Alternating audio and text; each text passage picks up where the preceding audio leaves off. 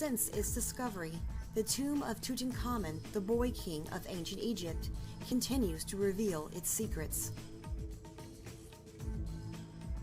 A researcher claims to have found a ghost doorway hiding beneath the plaster on the wall of the burial chamber, which he believes leads to the tomb of the ruler's supposed mother, Queen Nefertiti. Famed for her exquisite beauty, the grave of Nefertiti, or the Lady of Two Lands, has been lost for centuries since her sudden death in 1340 BC.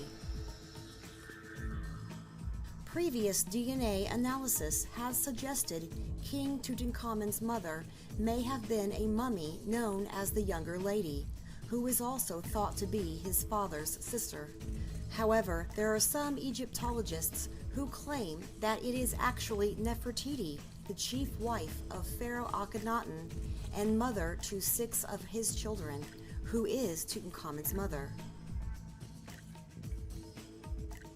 Dr. Nicholas Reeves, an English archaeologist at the University of Arizona, has now provided new evidence to support these claims in a report published by the Amarna Royal Tombs Project. After analyzing high-resolution scans of the walls on Tutankhamun's grave complex in the Valley of Kings, Dr. Reeves spotted what appeared to be a secret entrance. He described how he uncovered the ghosts of 2 portals that tomb builders blocked up, one of which is believed to be a storage room. The other, on the north side of Tutankhamun's tomb, contains the undisturbed burial of the tomb's original owner, Nefertiti, Dr. Reeves argues.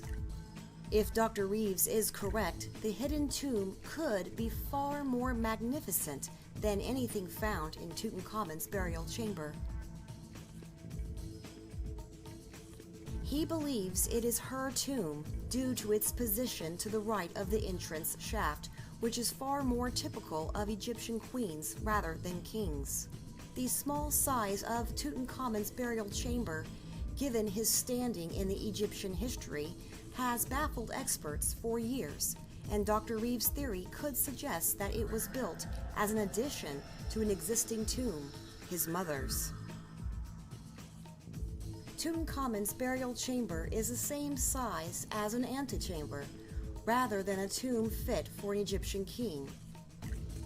Dr. Reeves said the richness of the furnishings crammed into Tutankhamun's 4 small chambers are overwhelming. The majority of Egyptologists have taken this at face value. He said many of the objects there appear to have been taken from predecessor kings and adapted for the boy king's use. He proposes that some of the material in the tomb suggests Nefertiti had been the boy's co-regent. Combined with the scans of a north wall of a tomb, Dr. Reeves believes the tomb belonged to Nefertiti and the pharaoh's room was simply an afterthought, describing it as a corridor-style tomb within a tomb. The opening of what is believed to have been Nefertiti's tomb is decorated with religious scenes, perhaps in a ritual to provide protection to the chamber behind it. Only one female royal of the late 18th dynasty is known to have received such honors, and that is Nefertiti.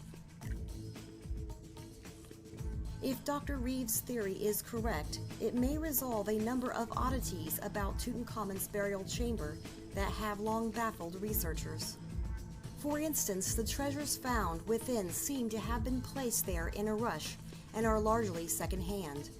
The implications are extraordinary. If digital appearance translates into physical reality, it seems we are now faced not merely with the prospect of a new Tutankhamun-era storeroom to the west, but that of Nefertiti herself, celebrated consort, co-regent, and eventually successor of Pharaoh Akhenaten. Joyce Tildesley, senior lecturer in Egyptology at the University of Manchester, told The Times that Dr. Reeves' hypothesis may prove to be correct.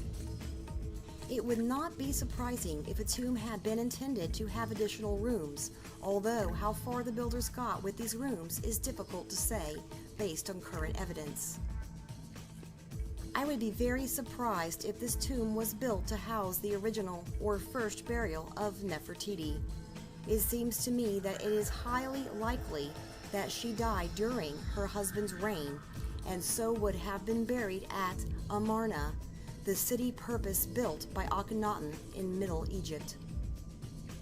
Nefertiti, whose name means the beautiful one has come, was the queen of Egypt and wife of Pharaoh Akhenaten during the 14th century BC. She and her husband established the cult of Aten, the sun god, and promoted artwork in Egypt that was strikingly different from its predecessors.